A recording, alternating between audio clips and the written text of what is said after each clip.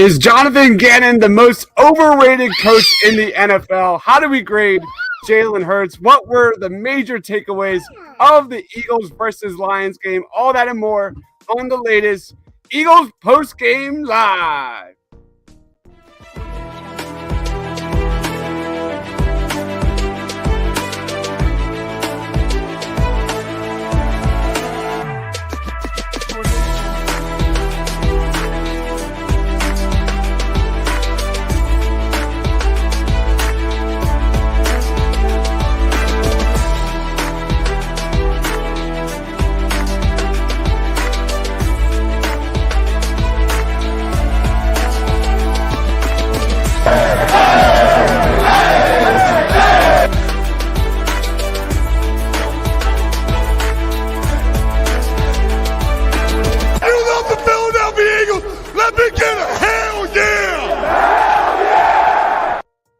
Oh, baby, what is going on, guys? Eagles get the W, 38-35. It wasn't pretty. We are here to break it all down. Player of the game, top takeaways, grading Jalen Hurts, all the above. Thank you, everyone, for joining, guys. If you're watching us live, please be sure to comment. Please be sure to let us know your thoughts and reaction on this game. If you're watching us on Edge of Philly Sports, please be sure to like, comment, subscribe, as well as the Paint Lines. Thank you, everyone. Joining me, my man, Rob Lange. He is down there at Philly_Madness. What is up, Rob? Week one, and I'm already miserable. Now, look, listen. Glad they got the win, but there's a lot of negative things that need to be discussed, and that's what I'm here for today. I'm here to bring the negative to the show because, well, damn it, that's who I am. Yeah, we have a lot to talk about tonight. This might be a longer post-game show than usual. Joining my man over there, he is at @halfandhalf_TPL. He is Clark Kent. What's up, Shane? What's up, guys? There's Superman. I forgot to take my disguise off. My bad. And then we've got, I don't know, he might be Ty Book. He might be Chris Moneymaker. I don't know who that is. But what's going on, Ty? Oh, man, that was just a really difficult start to the season, and with a win, right? So happy with the W, but that was way more stressful than most people were expecting. Yeah, we'll get into it. Yeah, let's jump right in, and let's start with Jalen Hurts. Guys, Jalen Hurts finished the game over 300 total yards, 243 through the air, 18 of 32, and quarterback rating of 80.6. His escapability was excellent, especially in the first half. He had 90 yards on the ground and a touchdown. There are times when he left a clean pocket. There are times when he underthrew the ball. There are times where he threw the ball really well, especially on that 54-yard pass down the sideline to A.J. Brown. Another up-and-down game from Jalen Hurts. I'll throw it to you, Shane. How would you grade Jalen Hurts in this game? I would give him like a D. I thought he made that one pass, the long ball to A.J. Brown was a really good throw. Other than that, he looked bad. He did not play a good football game. He bailed from clean pockets. He did not take hot reads. He did not take check downs. I thought Jalen Hurts played a pretty poor football game today. All right. What about you, Rob? C-. I thought he was going to the run way too quickly. I don't think he was staying there enough. I think there was one play where he avoided pressure and then decided to try and run and only got 3 yards and missed A.J. Brown wide open on a cross that would have ended the game then earlier in the fourth quarter. I thought he really badly underthrew a couple balls. Not just like underthrew it, like really badly underthrew Devontae Smith. I thought he keyed in on A.J. Brown, and I get it. And A.J. Brown was tremendous, and the guy's a beast, and I love him. But I thought he keyed in there, and that was it. I mean, for Devontae Smith to come out of a game with 0 catches, I put, as much as I put that on Devontae Smith, I put it on Jalen Hurts.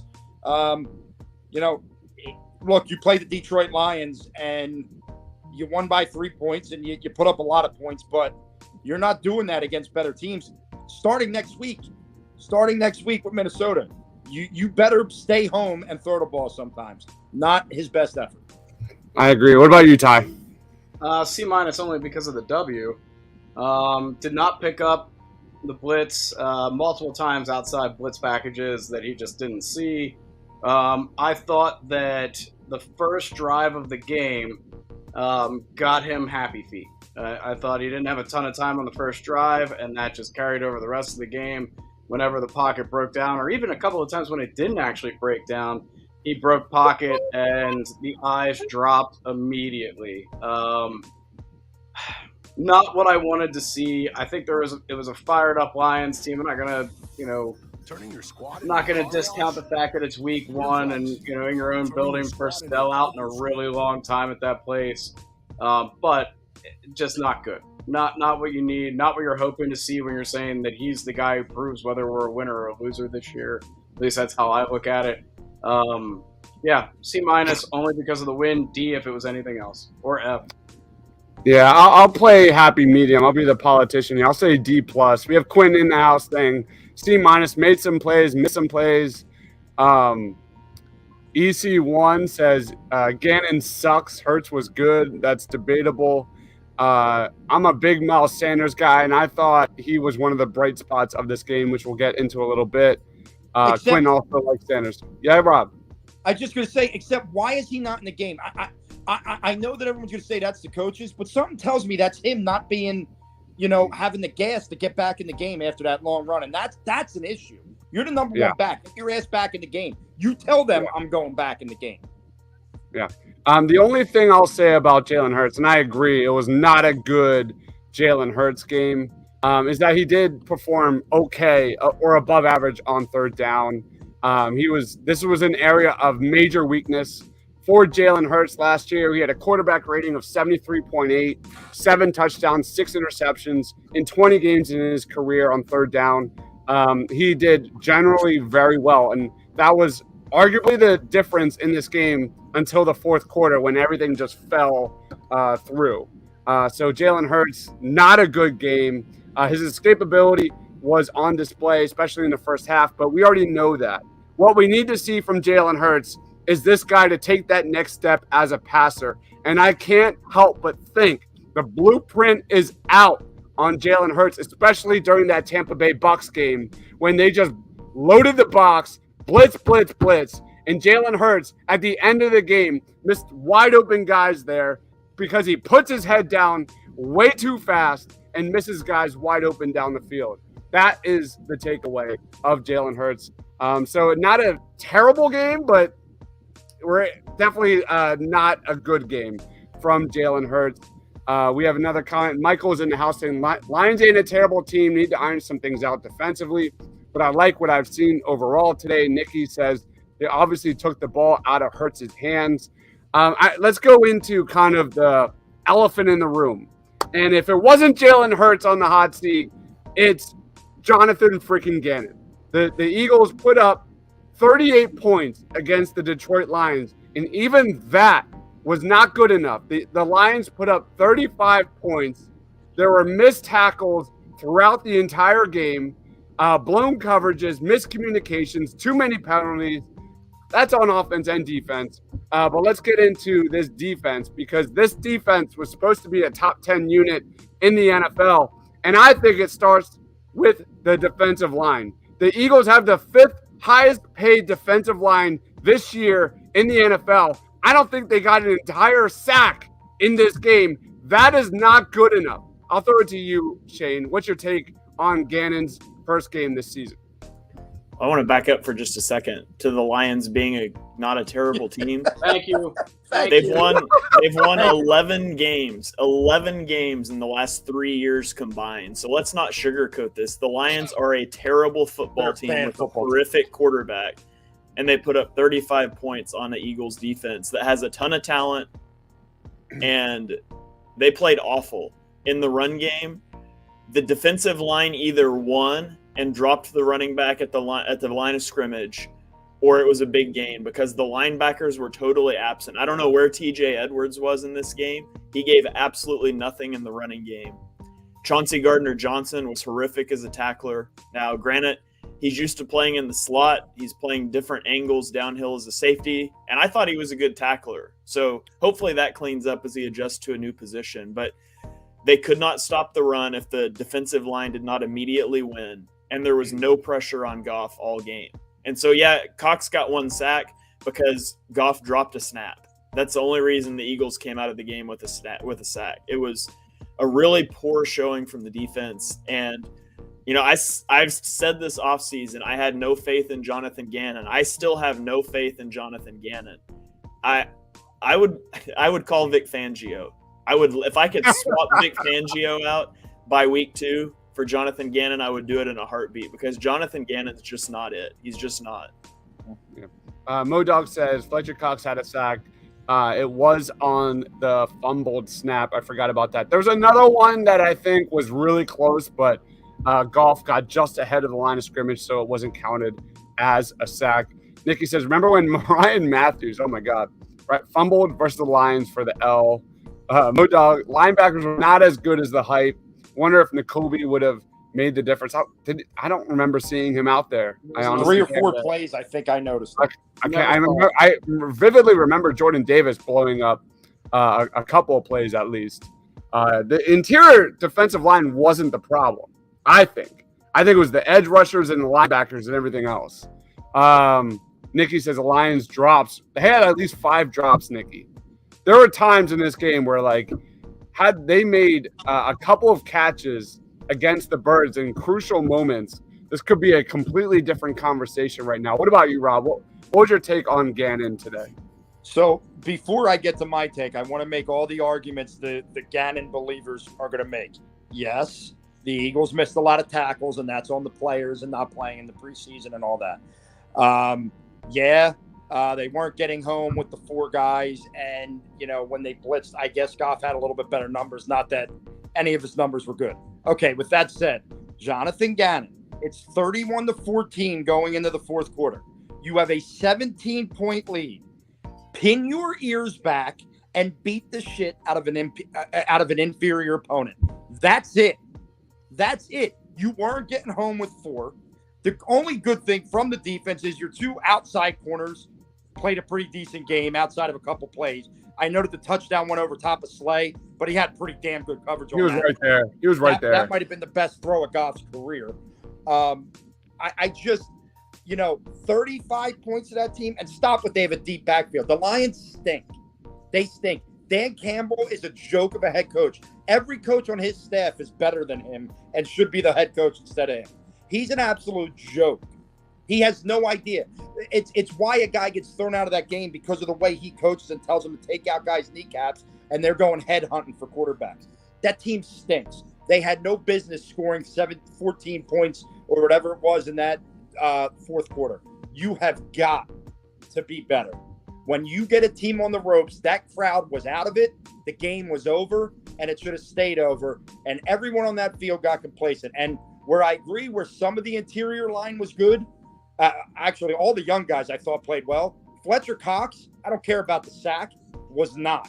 He was non-existent from what I saw. He is just continuing to digress. But Milton Williams, Tuapolu, I thought had a really nice game, and I thought Jordan Davis made some big plays. And TJ Edwards, hey, if he don't play, if that's what you're going to get from him, I'd rather get the mistakes from Nakobe Dean, because how many times did a guy sneak out of the backfield or the tight end and Edwards was 3 steps late getting there? Let Nakobe Dean play if that's what you're going to get.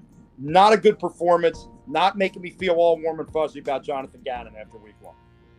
Yeah, DeAndre Swift was all over the field today. He had 170-plus yards. He had 45+% of the Lions' offense. We talked about this during our preview shows. We talked about this during our pregame shows. What Jonathan Gannon would do against a guy like DeAndre Swift, who can hurt you in many different ways. He's a versatile offensive player. 45+% of the team's offense. They had no answer for this guy for the majority of the game. There was a time during a stretch during that first to second quarter where they shut this team down, but overall, it was not great. What about you, Ty? What's your take on Gannon and Swift and everything else with his defense? Well, first, I just want to point out that the Colts and the Texans just tied. And like the Bengals and the Steelers might tie as well. But, man, TJ Edwards had such a good camp and such a good preseason, and now it's just obvious that that's because it's preseason. DeAndre Swift, what's that? Let's be clear. Like, the Eagles' run defense was exposed during the preseason. I know starters didn't play a lot, but that was a big take. Yep. I just was thoroughly disappointed in the effort in general today defensively. I agree the outside corners played pretty well. The Chark catch in the end zone, I mean, Slay's all over him. I mean, that's good coverage. It's a great throw. But there might not be a worse passing quarterback than Jared Goff in football. Not the NFL. In fucking football. Sorry. Like, he missed wide open guys all day and had opportunities to hit him. If they play anybody, like, if they do that with Carson Wentz, he might carve him up, and that's Carson Wentz. Like, it was just brutal. And no pressure.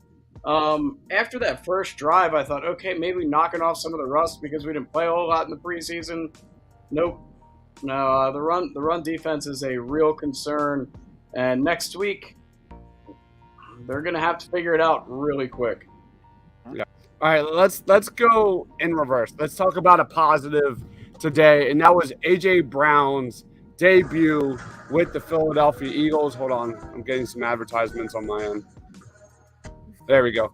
All right, A.J. Brown had an excellent game, 10 catches, 13 targets, 155 yards. Let me share my screen here so we can watch the 54-yard bomb. My computer's going very slow. There we go.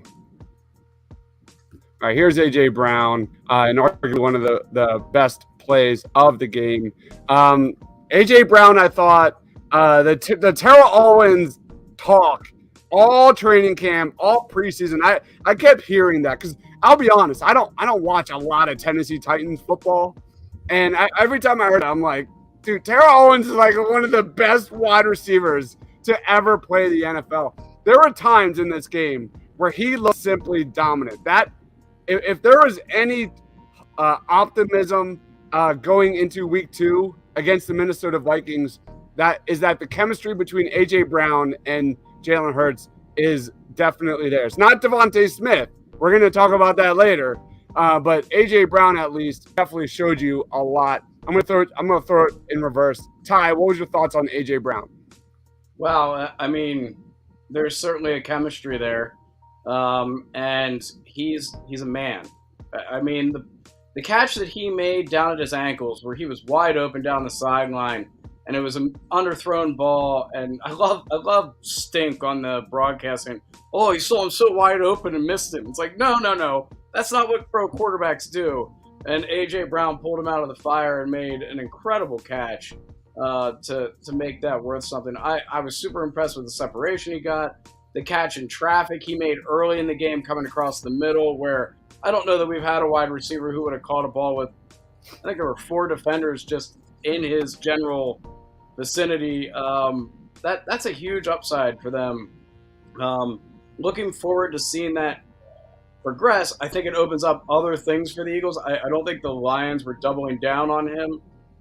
Next week, you can be sure that the Vikings are going to be shading him over the top and doubling him up. Shane probably has a better take on that. I was watching 2 kids run around while watching the game. I didn't get to I wasn't being able to pay as much attention to what over top help they have with him, but I was super excited about seeing that. That's the first time the Eagles have had a legitimate weapon that's not coming out of the backfield in a long time. And I like what I saw at a third down. A.J. Brown, I think, is going to be a major third down target for Jalen Hurts. He had a few targets today. One of them, of course, the 54-yarder, but then he had a slant pass, which he was wide open. I don't understand why they didn't go to that more, especially given how much the Lions were overloading the box and blitzing Hurts again and again. That had to be a play that was wide open repeatedly, and they didn't do it. I was really not enthusiastic about the offensive play calling. I don't know if anybody else is there with me. I agree thought totally. Yeah. I thought it was like he was trying to play Madden. Yeah. What about you, Rob? What was your thoughts on AJ Brown? Well, I mean, when was the last time we saw a 10-catch, 155 game from a Philadelphia Eagle wide receiver? I mean, it doesn't happen here often. You see it around the league. It was great to see. He's a man amongst boys. He's just a monster. His run after the catch, I mean, his yards, I mean, he's so strong. And I think what Ty said is right. I think as teams start to double him, you hope that Devontae Smith starts to pick up a little bit of that. You hope that Dallas got it. Now, I don't know with the Devontae Smith stuff who that was on more. But the one thing that I have fear of, because this is just who Jalen Hurts has proven to be as a quarterback, is he just going to lock in on A.J. Brown and cause a lot of problems for himself? I have to believe that some of those times where he ran too early, it's because AJ wasn't open and he didn't know, and he just went.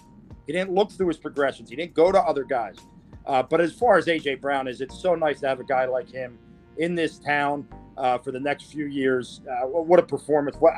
I mean, your first game as an Eagle, that's what you do. It's pretty special. Yeah. What about you, Shane? Yeah, Brown had a great game. I thought it was underrated on that deep ball that he caught. Just like rewatching that play, it was a good ball from Jalen Hurts. I would say it was underthrown by like a half a step, and you can see him like take that adjustment and that little stutter step to get the defender onto his back, and then he takes that next big step to create separation. Like, that was just so impressive to me from like a wide receiver technique. It was a very good ball, but it wasn't a perfect ball, and he made it a perfect ball with just those little subtle body moves downfield. And that's what he's so good at the catch point, is creating room to make catches like that for himself. He was as advertised. He played a really, really good game. I will be curious to see, what the next move is for the Eagles, because you can't throw the ball to A.J. Brown 13 times every game and then target your 2 and 3 wide receivers a combined total of 4. Like, that can't be something that you sustain. I really thought that we would see Devonta Smith, Quez Watkins more involved. Quez didn't even have a target. Devonta had 4, no catches. I need it, like Rob said, not to become predictable. And I'm glad he went off. I'm glad he had a great game. But I need to know that Hurts can throw to somebody else now if that's taken away. And so we'll see. If I'm the Vikings scheming up next week, we're bracketing A.J. Brown every single play. That's what I would be looking at doing, and seeing what Hurts' answer is to that. Modog says if you take out the first drive, you have to give Jalen credit. He was running because the Lions were blitzing like their house was on fire. I will say there was a time period in the game. If you take out the first series, Jalen Hurts was like 10 of 13 for nearly 200 yards. He was playing very in the air. Yeah. He was playing really, really well. After that, the Eagles just took their foot off the pedal, offense and defense. And let's go on to this question. Contender or not contender? What's your reaction after game one? I'll throw it to you, Shane. Are the Eagles a contender? For what? The Super Bowl or the division? Because the Eagles are still winning the NFC East, but they're not a Super Bowl contender. No. At least not the way that they play today. And that's not an overreaction on my part. I didn't consider them a Super Bowl contender before the season started. I considered them a team that probably wins the division and probably loses wild card weekend, because you can't play that type of a game against a playoff caliber opponent. You replaced it. Go ahead. Sorry. So we can go back even to the blitzing thing. Like, I didn't think the offensive line played great in the first half. There were some very impressive plays that Hurts made with his legs. But then also, the answer to a blitz is not running. You know who was great against the blitz is Matthew Stafford. Have you ever seen him run? Like, that's not how you beat the blitz. You beat the blitz by getting the ball out quick. And, for example, that second to last drive, the Lions lined 7 guys up across the line of scrimmage. You had 6 guys in the protection. As soon as he snaps that ball and sees them all coming, he knows there's a free blitzer. And at the top of his drop, A.J. Brown is wide open over the middle of the field. And instead of hitting that plant foot, setting and throwing, he tries to immediately run. Yeah. That's not how you beat the blitz. That's not what a good football player does. And so he was running because there's a blitz, but that's not what you're supposed to do. You're supposed to stand in a pocket and make a quick throw. Look at what to take it back to Thursday night, look at what Josh Allen did against the Rams with that instant pressure all game from Aaron Donald. He was getting the ball out quick. He was playing that quick game, and he made the Rams back off. Hurts has not shown he can do that. It's all deep shots, and he needs to hit those quick and intermediate throws. I could not. Go ahead, Ty. Yeah. We're built for that quick shot, right? A.J. Brown, catch and run guy. Devontae Smith, quick off the line. Like Goddard, manhandles people off the line. We are built for that quick game. He just doesn't see it. It's part of. It's interesting that a guy can see down the field as well as he does, because he's made a couple of good downfield throws when there's time or he gets outside of the pocket. But the quick game is just not there at all for him. I'm just a little concerned that that blueprint. It's like a hitter, right? In Major League Baseball, like it's now up to Jalen Hurts to adjust. I think we're going to see this trend all season long. The NFL defenses are going to load up the box, make Jalen Hurts beat them with his arm, and blitz, and we'll see what happens. Let's get some comments real quick. John says Jordan Davis is the biggest man in the NFL, but I didn't see much from him. I disagree. Nikki, yeah, you were watching the game then. I don't think that's the problem we should be talking about here. I thought Jordan Davis made a lot of good plays. You know, that first drive, he didn't play it. Yeah, he didn't play it all in that first drive. When he got in there, you know, he was creating a little bit more havoc in there. I don't agree with that comment. And yeah, he doesn't show up on the stat sheet. Like the impact he's making, you can go look at your Google stats. Jordan Davis isn't going to be there. Jordan Davis hogging up 2 offensive linemen and letting somebody come up like Jazir White and make a play is what he does. And he did that very well today. When he was in the game, I would love to know what their yards per carry was against when he was not in the game. Yeah. Nikki says, why no screens to count on the blitz? That's the storyline of the game. That is definitely the one of the main talking points, like Shane just went in depth on. When you talk about A.J. Brown getting 13 targets and Goddard and Devontae Smith getting 8 targets, Devontae Smith and Jalen Hurts had chemistry issues all year last year. They're not on the same page this year. I know Devontae Smith had at least one drop that they did not do a replay on the sideline. That looked like the pass was there, and it just did not get the catch. Outside of that, Devontae Smith was not a non-factor in this game. I thought Dallas Goedert was clear-cut, one of the biggest mismatches going forward into week 1, and he only had 4 targets. He had a few big plays, but they should have went to him more, I think. Kumar says no turnovers. Modog says it will be interesting to see if teams the rest of the year play Jalen Hurts the same way, and if Jalen Hurts can respond. I 100% agree with that. We tried screens. They just didn't set up well, and they will be practicing screens this week for sure. They had a couple of nice ones with A.J. Brown. Outside of that, it was basically traditional screen. Well, I wonder. I kind of wonder with the screens. Is this a Jalen Hurts issue again? Because there's got to be a, you got to draw the defense the other way. You got to have touch on the ball. Is this a Jalen Hurts issue again? I don't know. That's Shane. It looks at these things a lot better than we do. But that's something I look at and go, is that the issue? Is Jalen Hurts just not a good screen quarterback? I don't know.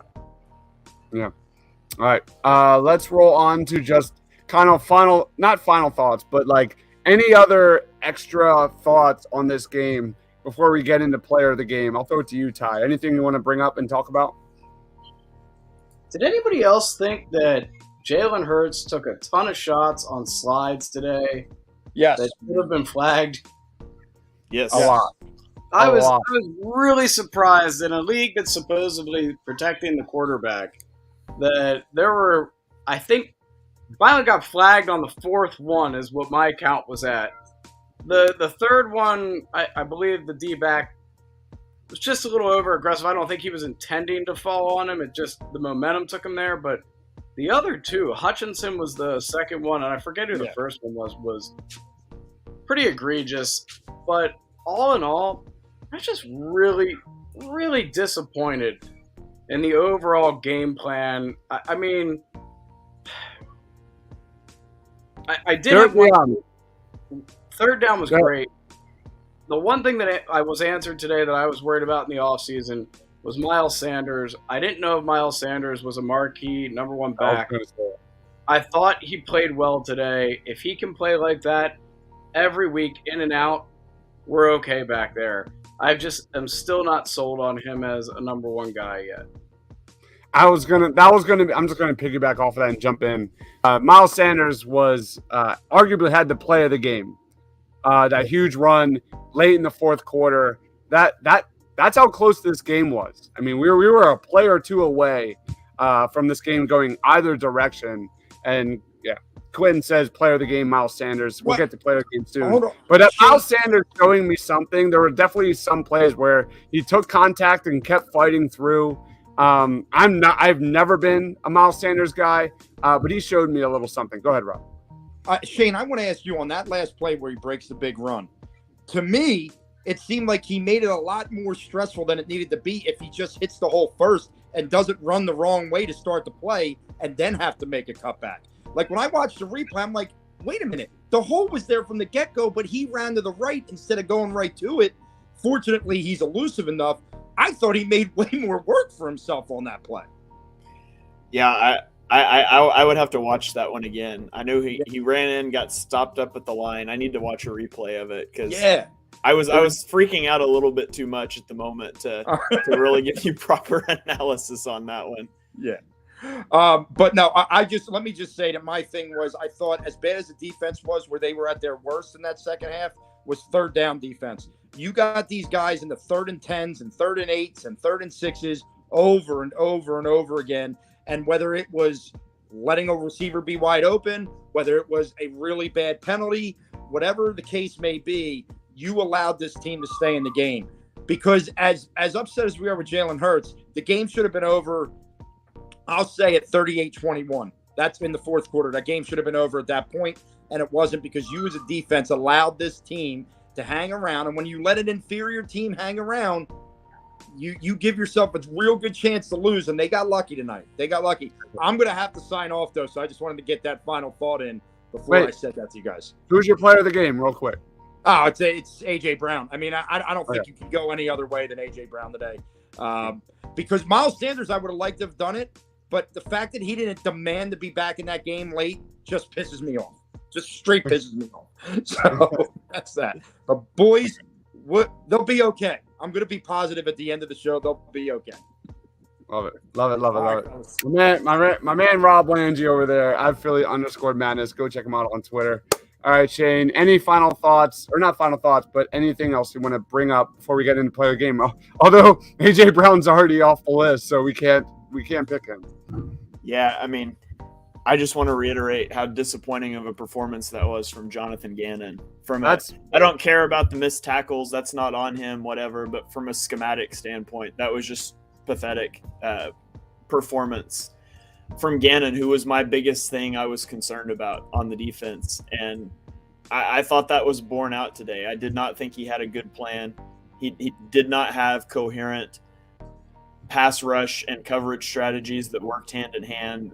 There were no simulated pressures. It was vanilla. It looked like a preseason game, the way that he called defense with just a couple extra blitzes. And so Jonathan Gannon remains, in my opinion, with everything we've said about Hurts, Jonathan Gannon remains the biggest question mark with this team moving forward. And I want to piggyback off of that. It was Miles Sanders because I've been killing him all off season.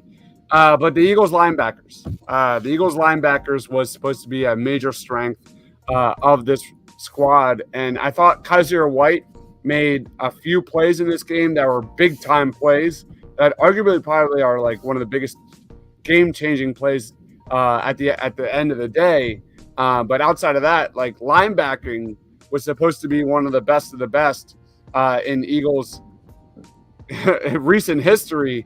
And they gave up let me look at it. 6.5 yards per carry on the ground in this game. 3 touchdowns on 28 carries. That's not good enough. That's not good enough.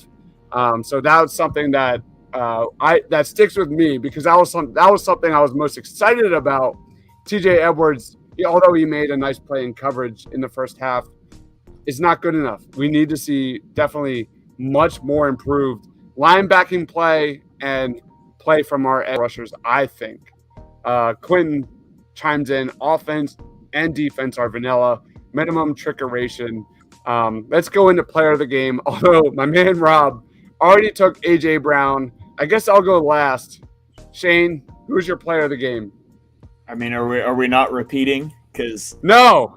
This is how we roll. You have to pick someone else. All right. Well, I'll leave Miles Sanders for somebody else, and I'll say I thought Marcus Epps played a nice game. Nice. Coming in, he was the third safety last year. He looked good in limited reps. He's handed a starting job this year. You know, the question was how would he respond with more snaps, and I thought he played really well. He led the team in tackles. He triggered downhill on that 3rd and 1 down near the goal line, triggered downhill and gets the stop in the gap there. He had another 3rd down breakup in tandem with Chauncey Gardner-Johnson on a corner route that he did not look out of place. I'm not going to say he looked like a superstar player. He did not look out of place. He looked like a starting caliber safety, and that's huge for the Eagles if he becomes that. So I'll go Marcus Epps. Thought he had a good game. Quinn says player of the game is the Lions wide receivers' bad hands. They had at least 5 drops. What about you, Tom? Whatever equipment guy was greasing the footballs for the Lions, that's the player of the game. So I have 2, and neither of them are really. No. Just pick one because I need one. No. The one's a joke. The one's a joke. You won't. The one is Jared Goff for just being awful. I mean, I don't know that I've ever seen a quarterback with as open a pocket, as safe of a pocket as he had a couple of times, just blatantly missing guys. And then guys dropping the ball, too. So Jared Goff, definitely player of the game for the Eagles. But the other guy is. You want to know something funny? What's that? Jared Goff's passer rating was at 80.4. Jalen Hurts was at 80.6. Yep. Anyways, go ahead. Go ahead.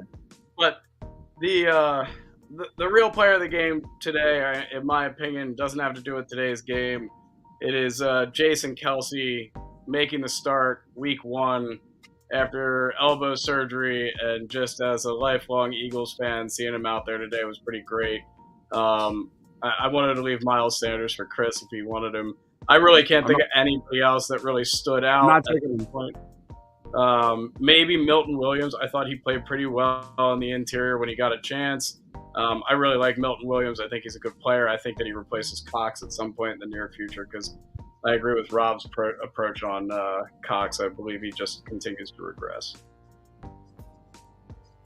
I'm not taking Miles Sanders. I'm going to go in a different route. And you look at one of the key weaknesses of the Eagles team last year, and what was that, guys? It was defensive takeaways. You look at a 33-35 ball game. I'm going James Bradbury. That pick 6 was a major moment in this game. Looking back at that, how close this game was. James Bradbury, I thought the outside corners played well, minus that touchdown over Darius Slay's shoulder, which I thought he had great position in that throw. I thought the Eagles, Darius Slay, James Bradbury had a fine game. Outside until really like halfway through the 3rd quarter, Amon-Ra St. Brown was literally doing nothing in this game. And then kind of Jonathan Gannon did Jonathan Gannon things, and I think I'm going to go James Bradbury because if the Eagles can get defensive takeaways, which was one of the biggest weakness points in the team last year, we'll be okay. The Eagles will be okay because they got none of that last year, including sacks. Do we have a loser of the game? Do we want to pick a loser? Jonathan Gannon. Yeah, it's got to be. I mean, Brandon Graham. Where the hell was Brandon Graham in this game? Did anybody hear Brandon Graham's name? Or I know Josh Sweat had a couple of hurries or I think he did pressures. get credited with half of that sack that Fletcher Cox got. Did he? I think he got a half a sack off of that one. But yeah. I think that you gotta throw Gannon out there. When you score 38 points in a football game, and you made as many defensive changes in the offseason as the Eagles have, or should I say defensive improvements, according to all of the reporters and every prognosticator out there, give up 35 points to the Detroit Lions I mean, Jonathan Gannon is the loser today. I mean, he's couldn't agree 0-1. He is I 0-1. could not agree more. Let's close up shop. We pretty much went through all this. Shane, plugs. Your time is yours. Anything you want to bring up? Yeah, give me a follow on Twitter at @halfandhalf_TPL. Hopefully, if NFL Game Pass works properly, I'll have some all 22 videos dropping this week. In addition to Birds of the Round Table Tuesday night, I'll do a Chalk Talk Tuesday night, a review show. Do another Chalk Talk late in the week as a preview show. So lots of content coming your way to celebrate week 1 of the NFL season. Make sure you're tuned to the Painted Lines and to me on Twitter to make sure you catch it all. Oh, man. My man Shane, if you're an Eagles fan and you're not following him already, my man Shane breaks down the latest clips and breakdowns right away. And if you're following him now, follow him now. You'll thank me later, man. It's awesome stuff, man. Shane breaks it down. What about you, Ty? My man Ty Book. So we are all into football season, which I'm super pumped about. I'll be here anytime Chris will have me. But we are also Bucket Hat and Birdie time. Our YouTube site is about to launch this week with 2 rounds that we did 9-hole matches with a couple of awesome players, a couple guys that shot under par. And then we also have the Instagram at TyGolf9. Check that out. It's a lot of fun. And the Phillies might make the playoffs. They should make the playoffs. Yes, they should. Put that Eagles hat back on, man. This is an Eagles show. All right. Party on Broad will go down tomorrow night at 9 o'clock as always. Me and Rob will be breaking it down.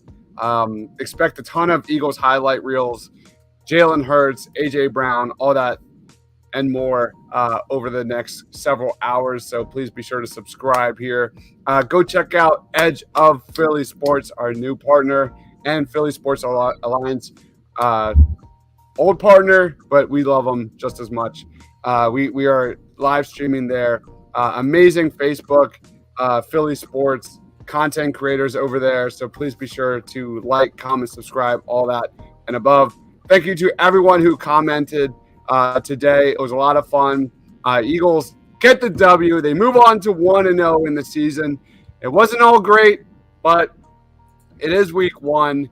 Let's throw it out the window. The Eagles are 1-0 moving forward. So that's what matters most, and no real major injuries, at least from my perspective, unless someone else saw something. So again, thank you everyone for watching. We'll be back all week this week breaking down the upcoming week 2 matchup with the Minnesota Vikings. For Ty, for Shane, for myself, stay awesome, everyone. Go Birds. Let's go.